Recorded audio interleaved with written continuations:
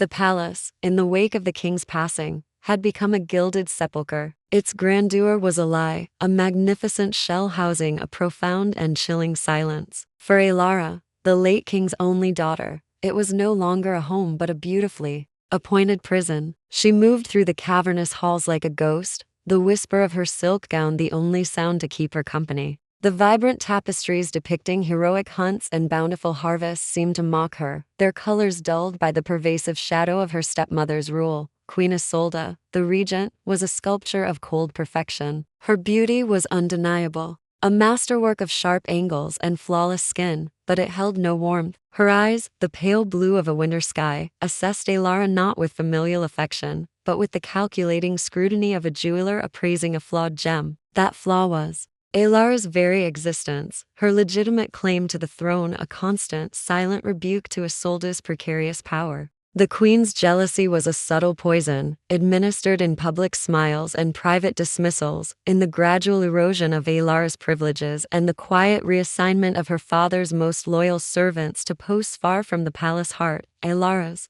sole comfort was a window that overlooked the kingdom's eastern border. There, the meticulously ordered gardens of the palace gave way to the untamed chaos of the shadowed wood. From her tower, the forest was a rolling sea of deep green and umber, a place of ancient mystery and whispered danger. It was forbidden, its borders patrolled by the queen's guards, a fact which only made it more compelling to Elara. It represented a freedom she could never possess, a wildness that stood in stark opposition to Isolde's controlled and suffocating order. The change, when it came, was announced not by a shout, but by a silence. The familiar footfall of the guard outside her chamber door ceased. The low murmur of servants in the adjacent corridor vanished. An unnatural quiet descended, thick and heavy as a velvet pall. Looking out, Elara saw the patterns of the palace. Guards shift, their patrols now converging, forming a subtle net with her chambers at its center. A cold dread, sharper than any winter wind, coiled in her stomach. This was not mere suspicion or increased scrutiny. This was the end of the queen's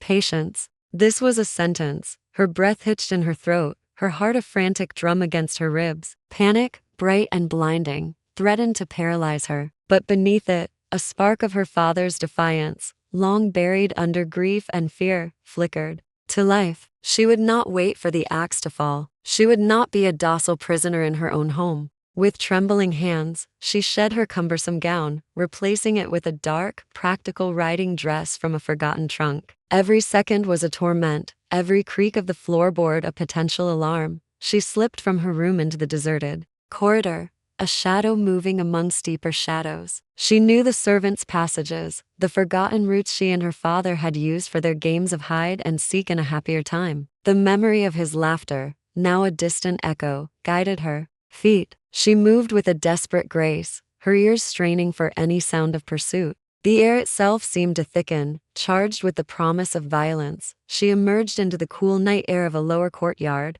the scent of dew-soaked grass and distant rain a shocking relief after the stifling interior. Freedom was just a few hundred yards away, beyond the high outer wall and across a narrow stretch of open field that separated the palace grounds from the embrace of the forest. She could see the dark tree line, a ragged tear in the fabric of the night sky. A shouted oath from a battlement above shattered the illusion. A torch flared to life, then another. The hunt had begun. Elara ran. She did not think. She simply propelled herself forward, her lungs burning, her legs pumping. The open field, once a symbol of possibility, was now a terrifying expanse of exposure. Arrows thudded into the earth around her, their feather fletchings vibrating with malignant energy. The baying of hounds, a sound she had always associated with sport and celebration, now became the soundtrack of her impending doom, a savage chorus that grew ever closer. She reached the tree line and plunged into the darkness, the forest swallowing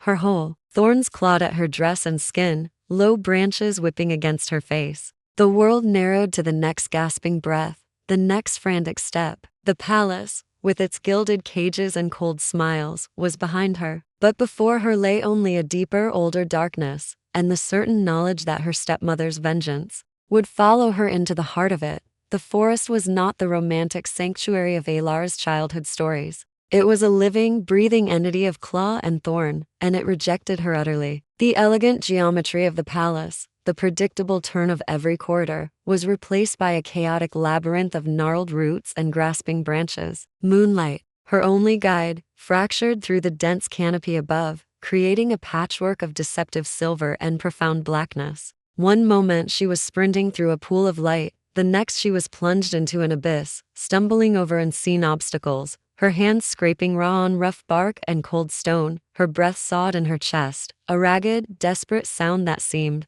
obscenely loud in the oppressive silence. The elegant riding dress, chosen for its darkness, was now a liability, snagging on every twig, weighing her down with damp earth and torn fabric. Each distant snap of a branch, each rustle in the undergrowth, sent a fresh jolt of terror through her. Was it the wind, or the soft footfall of a pursuer? Then the baying began again. It was closer now, no longer a distant threat but an active promise. The hounds had her scent. Their voices were not the cheerful chorus of a royal hunt but a singular, unified instrument of death, hungry and relentless. Beneath their cries, she could hear the deeper shouts of men, the harsh commands of the huntsmen driving them on. Torchlight flickered between the trees behind her, a dancing, malevolent glow that grew brighter with every passing second. Her heart hammered against her ribs, a frantic bird trapped in a cage of bone. The fear was a physical thing, a cold weight in her stomach, a metallic taste on her tongue. The lessons of her life, all those tedious hours spent on history and statesmanship, offered no solace here. There was no treaty to be signed with the hounds, no diplomatic solution to the sharp edge of the huntsman's axe. This was a primal end, a death in the dirt, far from the throne that was her birthright. The thought of Isolde's smug satisfaction, of her own story ending here, unnamed and unmourned in the dark, fueled a final, furious burst of energy. She broke into a small clearing, her lungs burning. In its center stood a circle of ancient, standing stones, their surfaces shrouded in thick moss, their peaks clawing at the sky. They felt old, not in a decaying way, but in a manner that spoke of deep time and deeper power. This was a place of endings. She had run her last. Her strength was gone, spent utterly. She collapsed against the cold, damp stone, its solidity a final, bleak comfort. The torchlight was at the tree line. She could see the dark, muscular shapes of the hounds now, their eyes reflecting the firelight, saliva dripping from their muzzles as they strained against their leashes. This was it. She closed her eyes, not in prayer to any god she knew, but in a silent apology to her father's memory. She had failed. Then, the world changed. The baying of the hounds faltered, then ceased altogether. A new silence descended, one so complete it felt heavier than the noise that preceded it. The very air grew still and cold. The hairs on the back of Elara's neck prickled. This was not an absence of sound. This was the silence of a predator. She opened her eyes to the edge of the clearing, opposite the flickering torches. 2 points of pale light ignited in the darkness. They were low to the ground, and they held no reflection. They simply burned with a cold, intelligent fire. A shape resolved itself from the shadows, moving with a silence that defied its immense size. A wolf, but no wolf from any bestiary. It was larger than any natural creature, its fur a tapestry of winter ash and deepest shadow. It did not snarl, it did not posture. It simply stood, regarding the scene before it with an ancient, terrifying calm. The huntsman and his men had frozen. Their torches dipped, their confidence evaporating in the face of this primordial presence. The hounds whined, pressing themselves low to the ground, their instinctual fear overwhelming their training. In that suspended moment, Elara's choice crystallized. Behind her was the certain, sharp death of men. Before her was the unknown, the mystical, the terrifying embodiment of the wild. Her mind, her very soul, understood that this was no simple beast. This was a force. A decision was made not from thought, but from the raw, desperate core of her being. She did not scream. She did not plead to the heavens. She turned her head, her cheek pressed against the cold moss of the monolith, and looked directly into those luminous, knowing eyes. Her voice, when it came, was a raw scrape, a thing torn from the depths of her, carrying the weight of every shattered hope, every ounce of her terror. Save us. The words hung in the frigid air, a desperate prayer offered to a dark god.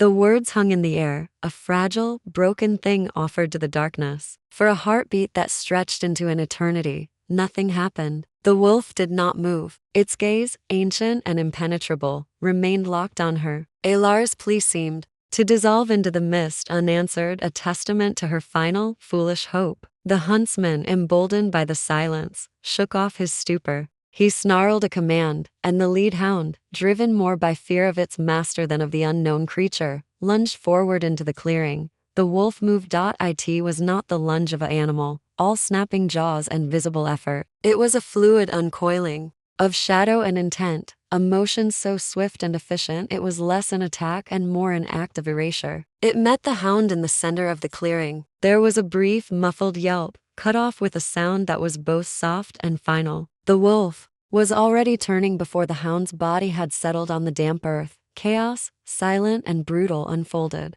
Elara, pressed against the stone, could only watch, her mind refusing to fully process the tableau of violence. The wolf became a phantom of gray fury, a dancer in a ballet of death. It did not waste movement. It did not roar. It simply flowed. From one man to the next, a blur of motion in the erratic torchlight. The huntsman shouted, swinging his axe in a wide, terrified arc. It met only empty air. A shape darker than the night descended upon him, and his shout became a wet, gurgling choke before being silenced forever. The torches, dropped from lifeless hands, sputtered and died on the ground, plunging the clearing into a darkness relieved only by the weak moonlight. The silence that returned was absolute and profound. No more baying, no more shouts, just the slow, steady drip of moisture from the leaves and the ragged, terrified sound of her own breathing. Then, the soft pad of footsteps on moss. The wolf returned to her. Its massive head was lowered, its muzzle dark and glistening. It did not look like a victorious predator. It looked like a functionary who had completed a grim task. It sat on its haunches before her,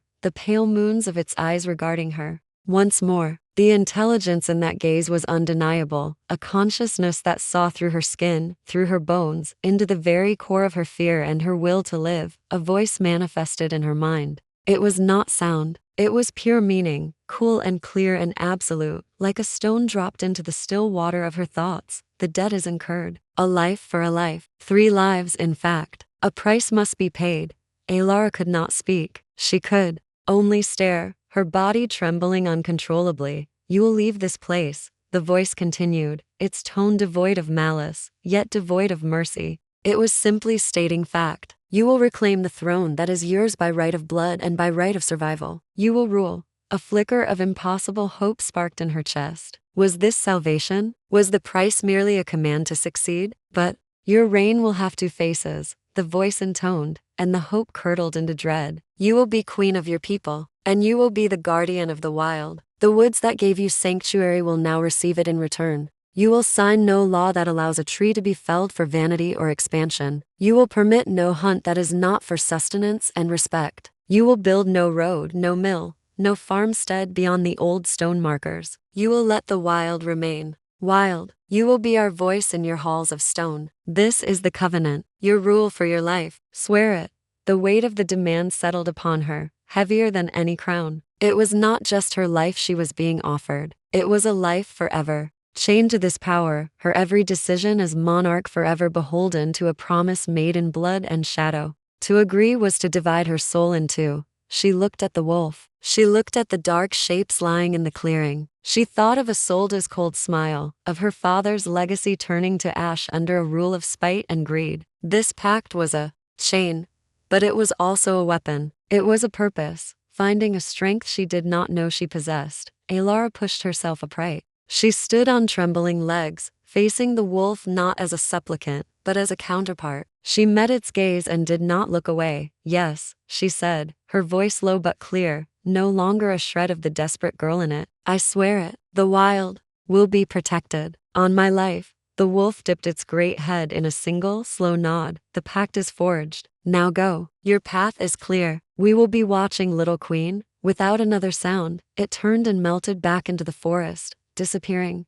into the shadows from whence it came. Elara was left alone in the clearing, the scent of iron and rich earth hanging in the air. The weight of her promise was a physical sensation, a crown of thorns and iron already settling upon her brow. She was alive, and her life was no longer her own. Turning her back on the carnage, she walked into the trees, beginning the long journey home, a queen in exile no longer. The world beyond the shadowed wood was a blurred painting, its colors muted and its sounds distant. Elara moved through it like a sleepwalker, her body operating on an instinct forged in terror and sealed by covenant. The visceral memory of the clearing, the cold clarity of the wolf's voice in her mind, was a brand upon her soul. It was a secret she carried, a weight that both anchored her and set her apart from everything she had ever known. She was no longer the frightened girl who had fled the palace. That girl had died against the mossy stone, and in her place stood a woman, reforged, her spirit tempered in a crucible of primal magic and spilled blood. Her journey was one of cautious reclamation.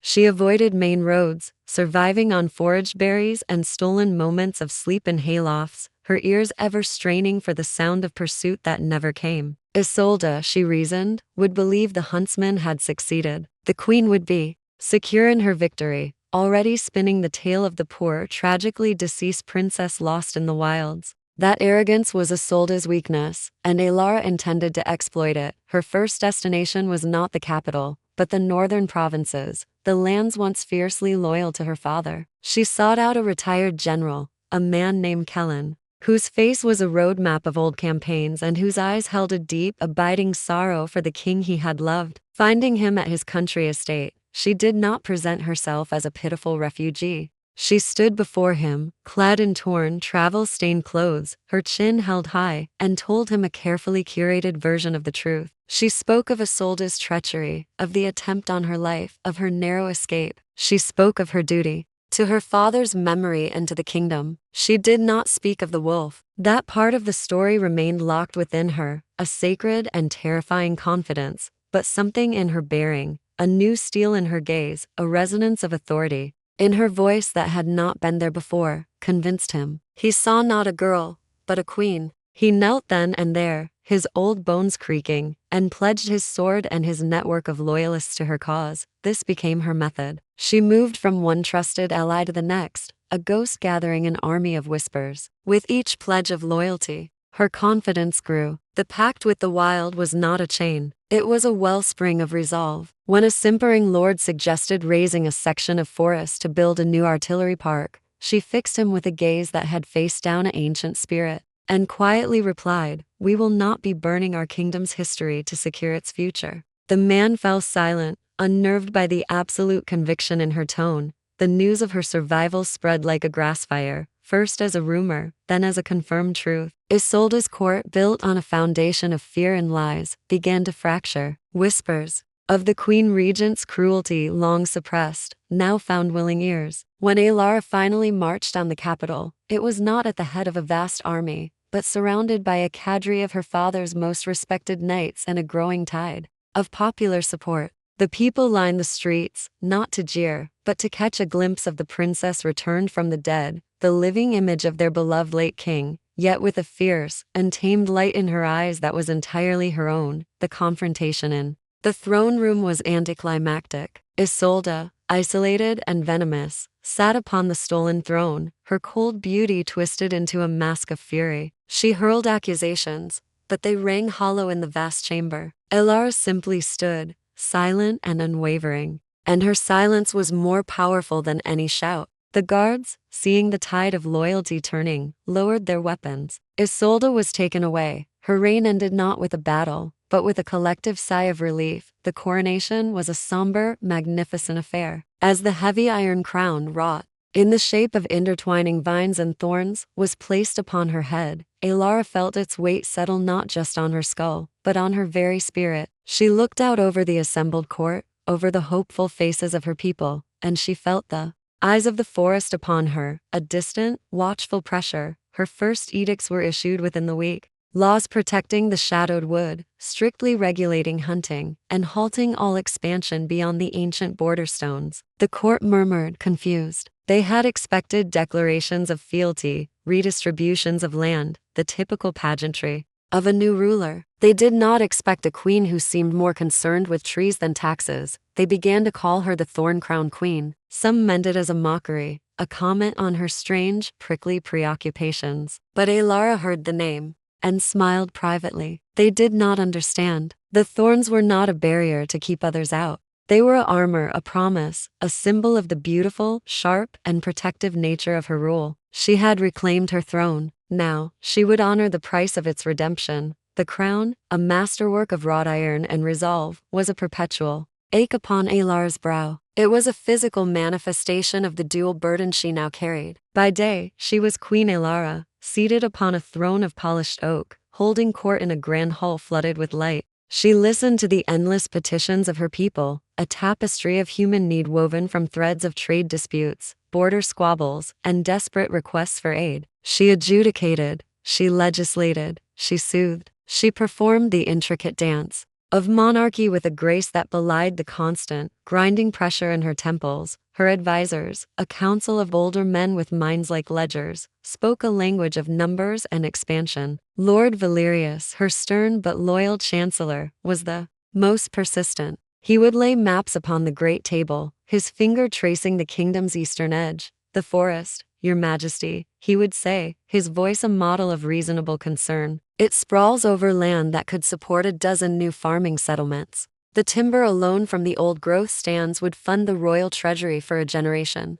We are not a poor kingdom, but we are not a rich one. This is pure potential. Lying fallow, each word was a stone added to the load she bore. She could not explain the covenant. She could not speak of the wolf, of the intelligence in its eyes, of the price paid in a clearing of stone and blood. To them, it would be the raving of a woman addled by her trauma. So she wielded a different truth. The forest is not fallow, Lord Valerius, she would reply, her voice calm, her hands resting flat on the table. It is the heart of this land. Its roots hold our soil fast. Its canopy shelters the rains that fill our rivers. To carve it up for short-term gain is to bleed the kingdom slowly for a quick coin. We will not do it. Her refusal was seen as eccentricity, a feminine and sentimental attachment to the wild. The title Thorn-Crowned Queen was whispered, not just in the streets, but in the corridors of power, now with a sharper, more frustrated edge. The loneliness was a colder companion than any winter wind.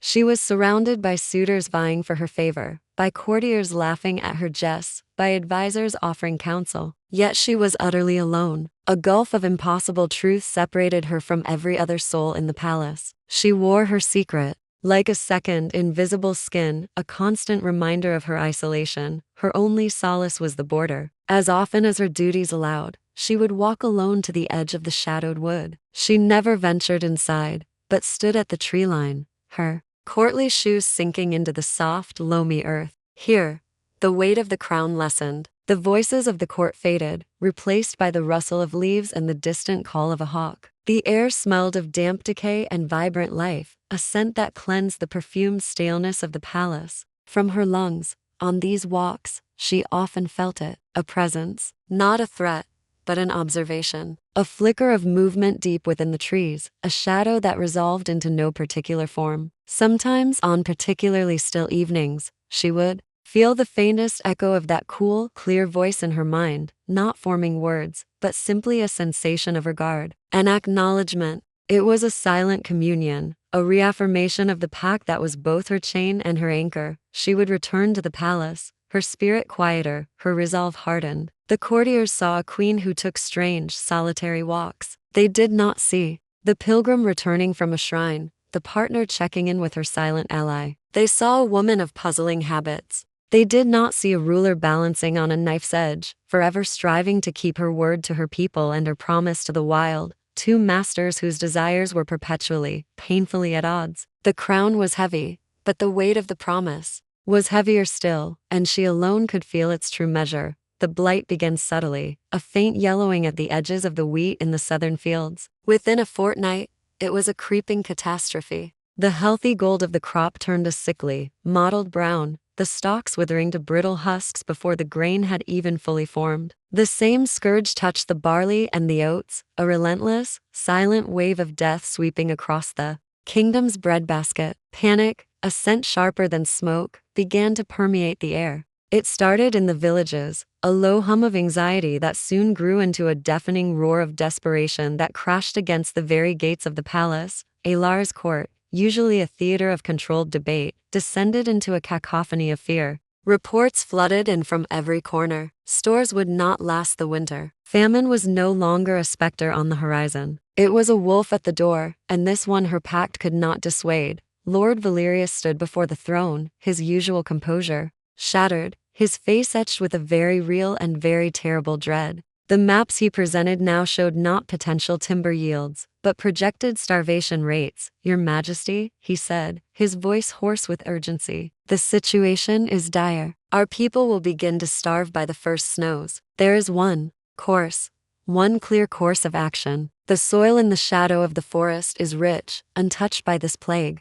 We must clear the land immediately. We can have settlers there within a week, planting quick-growing crops before the frost. It is the only way." The other council members, even those who had once admired her protection of the wild, nodded in grim agreement. Their eyes held a hard, practical light. They were fathers, mothers, uncles. They saw the faces of their hungry children, not the abstract concept of ancient wood. To them, the choice was simple: the forest or the people. Elara felt the pact within her like a physical chain, pulling taut, threatening to snap her in two. The wolf's voice, though silent, seemed to echo in the chamber. "You will permit no expansion. You will let the wild remain wild." To refuse Valerius was to condemn her subjects to death. To agree was to betray the sacred vow that had given her this throne, to violate the trust of the creature that had saved her. She was trapped between her duty as a queen and her honor as a covenant holder. There was no path that did not lead to ruin. Her composure cracked.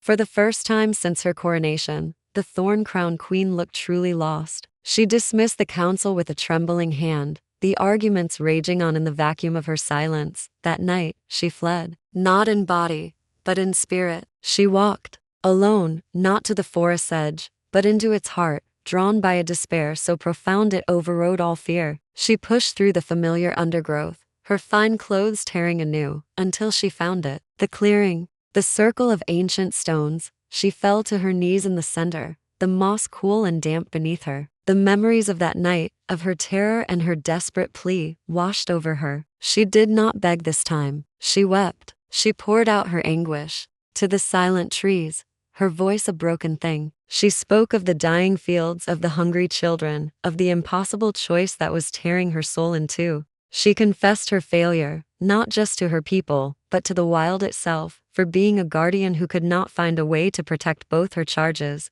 "I do not know what to do," she whispered into the earth, her tears falling on the roots of the old world. "The price was my rule, but my rule will be a monument to death. How can I keep my promise if it destroys the very kingdom I swore to protect?" For a long time, there was only the sound of her own ragged breathing. Then, a shift in the air. A presence, vast and calm, emerged from the shadows between the trees. The wolf stood at the edge of the clearing, its luminous eyes regarding her not with anger, but with a deep ancient understanding. It had not come for a reckoning. It had come because she had finally asked the right question. It did not speak in words. Instead, an image blossomed in her mind, clear as a memory. A hidden spring, its waters bubbling up from between silver-veined rocks, flowing with a liquid light that seemed to come from within. Another image followed. A plant with broad, resilient leaves and a root that pulsed with a vital energy, growing in a sun-dappled glade deep within the wood's core. Then, a knowing, an understanding that these gifts of the wild, this water and this blight-resistant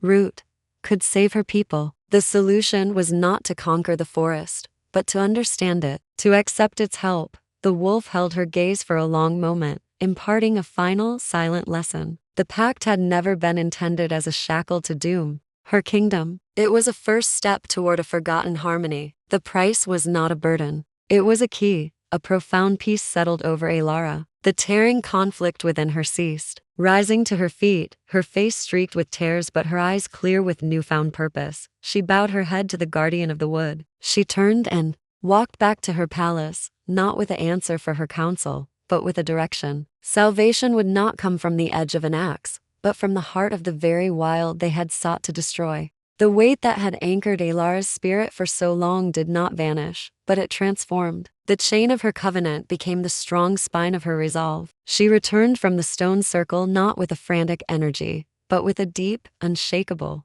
calm that settled over the frantic palace like a balm. She summoned Lord Valerius and her council. Their faces were etched with expectation, prepared for either a bitter refusal or a reluctant surrender. They received neither. The forest will not be cleared, she stated, her voice resonating with a quiet authority that silenced the room before a single objection could be voiced. But our people will be fed. Prepare a contingent of our most trusted stewards and farmers. We journey into the wood at first light. A stunned silence followed. Journey into the wood? It was madness, but the absolute certainty in her gaze brooked no argument. The following morning, a small, nervous group assembled at the tree line. Elara, dressed not in royal finery, but in practical leathers, led them forward without hesitation. She moved with a sureness that baffled her companions, following a path only she could see, a map laid out in her mind by a silent guide. They found the hidden spring, its waters shimmering with an unnatural vitality. They found the plant with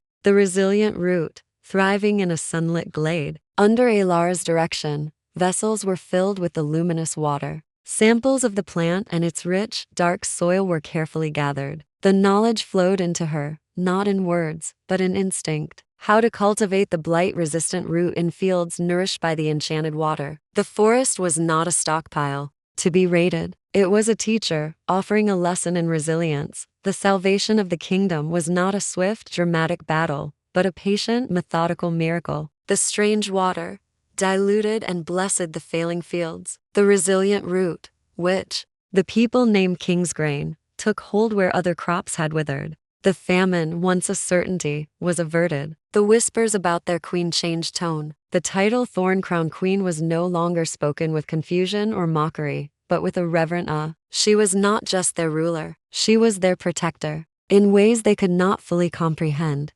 years flowed into one another. Queen Elara's reign became the stuff of legend, a golden age of balance and prosperity. The kingdom flourished, but it did not sprawl. The border between the cultivated land and the wild wood remained inviolate, a sacred line respected by all. Elara ruled with a wisdom that seemed to draw from a deeper well than mere politics. She had learned the language of the land, and in doing so, had become the greatest monarch the realm had ever known. On an evening when the twilight painted the sky in hues of violet and gold, Elara walked to the forest's edge. She no longer came in desperation or solitude, but in communion. She stood, a woman of power and grace, her hand resting gently on the familiar bark of an ancient oak. From the deepening shadows, a great gray form emerged. The wolf walked forward and settled beside her, its immense head level with her hand. It was not a subject to its queen, nor a master to its servant. It was her counterpart, her partner.